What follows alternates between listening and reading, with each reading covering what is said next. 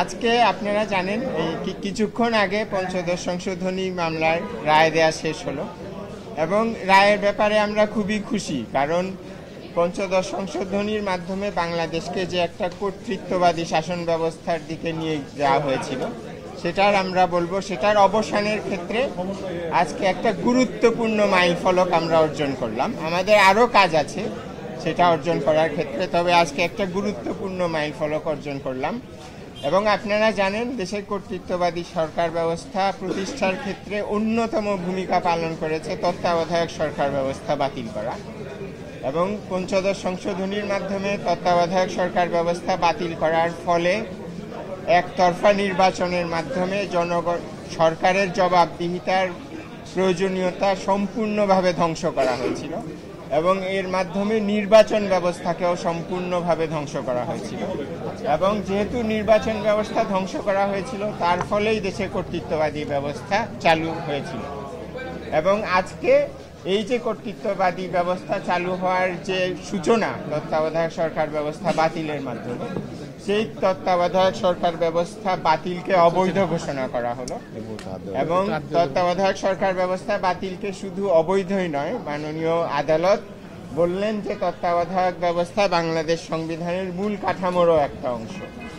যেহেতু নির্বাচন, গণতন্ত্র এগুলো বাংলাদেশ সংবিধানের মূল কাঠামো, এবং যেহেতু তত্ত্বাবধায়ক সরকার ব্যবস্থা গণতন্ত্র এবং নির্বাচনকে সুসংহত করে, যেহেতু তত্ত্বাবধায়ক ব্যবস্থাও সংবিধানের একটা মূল কাঠামো, এই কারণে আজকে আদালত তত্ত্বাবধায়ক সরকার ব্যবস্থাকে শুধুমাত্র সাংবিধানিক নয়, সাংবিধানিক এবং সংবিধানের একটা মূল কাঠামোর অংশ বলে রায় দিলেন, যেটা আমি মনে করি একটা ঐতিহাসিক। এটা ঐতিহাসিক এবং তত্ত্বাবধায়ক সরকার ব্যবস্থা ফিরে আসার ক্ষেত্রে সবচেয়ে বড় প্রতিবন্ধকতা আমি বলবো যে দূর হলো, যেটা ছিল পঞ্চদশ সংশোধনী। ডিজাইন, এলিগেন্স, বিউটি, সেরা পণ্য সবার জন্য জেভিকো। তবে তত্ত্বাবধায়ক সরকার ব্যবস্থা এখনই ফিরে এসছে বলা যাবে না, কারণ আপনারা জানেন তত্ত্বাবধায়ক সরকার ব্যবস্থাকে দুইভাবে বাতিল করা হয়েছিল। প্রথমত মাননীয় আপিল বিভাগ তার একটা রায়ের মাধ্যমে, বিচারপতি খায়রুল হকের নেতৃত্বে একটা রায়ের মাধ্যমে তত্ত্বাবধায়ক সরকার ব্যবস্থাকে অসাংবিধানিক ঘোষণা করেন, এবং পরবর্তীতে সংসদ তত্ত্বাবধায়ক সরকার ব্যবস্থা সংবিধান সংশোধনীর মাধ্যমে বাতিল করেন। কাজেই এটাকে দুভাবে বাতিল করা হয়েছিল। কাজেই আজকে পঞ্চদশ সংশোধনী যেহেতু বাতিল হলো, সংসদের মাধ্যমে তত্ত্বাবধায়ক ব্যবস্থাকে যে বাতিল করা হয় সেই প্রতিবন্ধকতাটা আমরা আজকে পার হয়ে আসলাম। কিন্তু আমাদেরকে এখনো বিচারপতি খায়রুল হকের নেতৃত্বে যে রায়, সেটার পুনর্বিবেচনা এবং সেটা পরিবর্তিত হতে হবে তত্ত্বাবধায়ক সরকার ব্যবস্থা ফিরে আসার জন্য। এবং এটা আপনারা জানেন ডক্টর বদিউল আলম মজুমদার সহ আরও 4 জন পিটিশনার একটা রিভিউ আবেদন দাখিল করেছেন মাননীয় আপিল বিভাগে, যেটা শুনানির জন্য আছে। এটা জানুয়ারির 3য় সপ্তাহে শুনানি হবে এবং ওই রিভিউ মামলা যদি আমাদের রিভিউ আবেদনকারীদের পক্ষে নিষ্পত্তি হয় তাহলে তত্ত্বাবধায়ক সরকার ব্যবস্থা ফিরবে। আজকে তত্ত্বাবধায়ক সরকার ব্যবস্থা বিষয়ক পঞ্চদশ সংশোধনী বাতিল করা হলো। তারপরে 7-এর খ ধারা যেগুলো পঞ্চদশ সংশোধনীর মাধ্যমে যুক্ত করা হয়েছে সেগুলোকে বাতিল করা হলো। তারপরে 44 ধারায় মৌলিক অধিকার বাস্তবায়নের ক্ষমতা যে কোনো আদালতকে দেওয়ার একটা বিধান যুক্ত করা হয়েছিল, সেটাকে বাতিল করা হয়েছে। তারপরে 142 অনুচ্ছেদ সংশোধন করে সংবিধান সংশোধনীর ক্ষেত্রে কিছু কিছু ধারার ক্ষেত্রে গণভোটের বিধান ছিল, সেই গণভোটের বিধানটা বাতিল করা হয়েছিল পঞ্চদশ সংশোধনীর মাধ্যমে। কাজেই সেটাকে বাতিল করা হয়েছে, যার ফলে সংবিধানের কিছু ধারা প্রস্তাবনা সহ এবং 142 ধারা সহ সংশোধনের ক্ষেত্রে গণভোটের বিধান ফিরে এসছে আজকের রায়ের ফলে। এবং 7-এর ক, 7-এর খ, 44 এবং 142 ধারা এগুলোর যে রায়, এগুলো আজকের রায়ের ফলেই বাস্তবায়িত হয়ে গেল। এগুলোর জন্য আর কোনো রায় বা পরিবর্তন করতে পারবে না। আবার বলুন। বলছে মূল কাঠামো যে ভবিষ্যতে সংশোধনরা চেঞ্জ করতে পারবে না। হ্যাঁ সেটা সাতের খ এবং আমি তো মনে করি যে তত্ত্বাবধায়ক সরকার ব্যবস্থা ফিরিয়ে আনাটা যেরকম ঐতিহাসিক, সাতের ক এবং সাতের খ বাতিল করাটাও এরকম ঐতিহাসিক। অন্যান্য আর্টিকেলের বিষয়ে যা বলছে ওটা বলুন। এবং অন্যান্য যেগুলো উনি আজকের রায়ে, আমরা পঞ্চদশ সংশোধনীর আপনারা জানেন সম্পূর্ণটা বাতিল চেয়েছিলাম, তো অন্যান্য যেগুলো আর্টিকেল উনি আজকের রায় বাতিল করেনি সেগুলোর বিষয়ে উনি বলেছেন যে সেগুলোকে উনি বৈধতাও দিচ্ছেন না, সেগুলো উনি ভবিষ্যৎ সংসদের জন্য রেখে দিচ্ছেন। ভবিষ্যৎ সংসদ জাতির প্রয়োজন অনুযায়ী সেগুলো রিভিউ করে সেগুলো রাখতে পারেন, চাইলে বাতিলও করতে পারেন। তত্ত্বাবধায়ক সরকার ব্যবস্থা ফেরার ক্ষেত্রে একটা প্রধান প্রতিবন্ধকতা আজকে দূর হলো। আরেকটা প্রতিবন্ধকতা হলো আপিল বিভাগের রায়। অবশ্যই সংবিধানে কোন ভবিষ্যৎ ইলেকশনের কথা বলছেন?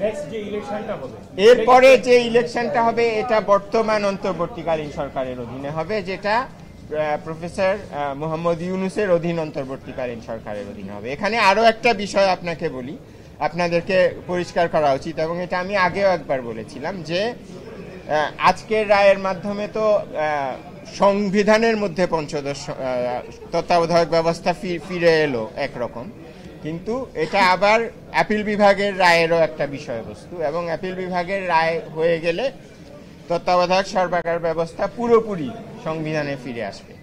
কিন্তু এটা পরিষ্কার হওয়া উচিত যে তত্ত্বাবধায়ক সরকার ব্যবস্থা এই দুটো রায়ের ফলে সংবিধানে যদি ফিরে আসে বা যখন ফিরে আসবে, আমরা তো অবশ্যই আশাবাদী এটা ফিরে আসবে। ফিরে আসার পথে আজকে আমরা অর্ধেক রাস্তা পার হলাম, আর অর্ধেকটা আপিল বিভাগে ত্রয়োদশ সংশোধনী রিভিউ মামলা। যখন ওই অর্ধেক পথও আমরা পার হব, তখন তত্ত্বাবধায়ক ব্যবস্থা বাংলাদেশের সংবিধানে আমরা আশা করি যে পুরোপুরি ফিরে আসবে। পুরোপুরি ফিরে আসার পরেও কিন্তু এই তত্ত্বাবধায়ক ব্যবস্থা বর্তমান অন্তর্বর্তীকালীন সরকারের ক্ষেত্রে প্রযোজ্য হবে না। এটার কারণ হলো বর্তমান অন্তর্বর্তীকালীন সরকার এই তত্ত্বাবধায়ক ব্যবস্থার অধীনে গঠিত নয় সাধারণত, এবং এটা একটা এস্টাবলিশ প্রিন্সিপল, যে কোনো একটা কিছু যেই আইনের অধীনে গঠিত হয় তার সমাপ্তিও সেই আইনের অধীনেই হয়, এবং তার কার্যকলাপও যেই আইনের অধীনে সে গঠিত হয় সেই আইনের অধীনে পরিচালিত হয়। বর্তমান অন্তর্বর্তীকালীন সরকার তত্ত্বাবধায়ক সরকার ব্যবস্থা যেটা পঞ্চদশ দিয়ে বাতিল হয়েছিল তার অধীনে গঠিত হয় নাই।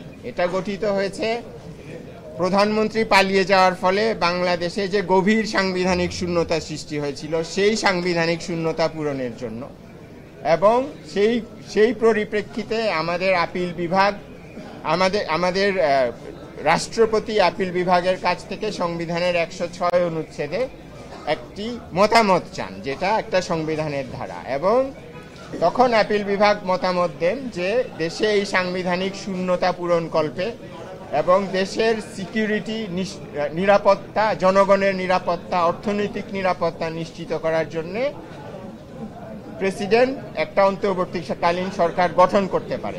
কাজেই এটা গঠিত হয়েছে 106 অনুচ্ছেদের সুপ্রিম কোর্টের ওপিনিয়ন অনুযায়ী, এবং আরও কিছু সাংবিধানিক রীতিনীতি, যেমন ডক্ট্রিন অফ নেসেসিটি, যে রাষ্ট্রের প্রয়োজনে, জনগণের প্রয়োজনে একটা পদক্ষেপ নেওয়া যেতে পারে যেটা সংবিধানে স্পেসিফিক্যালি বলা নাই। এবং আপিল বিভাগের 106-এর যে ওপিনিয়ন, এখানেও বলা আছে যে অন্তর্বর্তীকালীন সরকার গঠনের ব্যাপারে সংবিধানে স্পষ্ট করে কিছু বলা নেই, এবং এটাই স্বাভাবিক যেহেতু এই জিনিসটা বাতিল হয়ে গিয়েছিল তত্ত্বাবধায়ক ব্যবস্থাটা। কাজেই এই বর্তমান প্রফেসর ইউনূসের নেতৃত্বাধীন অন্তর্বর্তীকালীন সরকার, এটার গঠনের ভিত্তি পরিপ্রেক্ষিত সম্পূর্ণ ভিন্ন। কাজেই এই অন্তর্বর্তীকালীন সরকারের কার্যপরিধি এবং কখন ওদের কার্যপরিধির সমাপ্তি হবে, এগুলো ওনারা যেভাবে গঠিত হয়েছেন ডক্ট্রিন অফ নেসেসিটি এবং মানুষের, জনগণের ইচ্ছা এবং চাহিদা, সেটা অনুযায়ী এটা নির্ধারিত হবে। কাজেই এই জিনিস ফিরে আসলো, এটা এই বর্তমান সরকারকে কোনোভাবেই এফেক্ট করবে না, এবং ওনারা পরবর্তী নির্বাচন অনুষ্ঠান করে তারপরে ক্ষমতা হস্তান্তর করে ওনারা যাবেন। ধন্যবাদ আপনাদের। একটু এদিকে আসুন স্যার, একটু মাঝখানে, স্যার একটু মাঝখানে আসেন।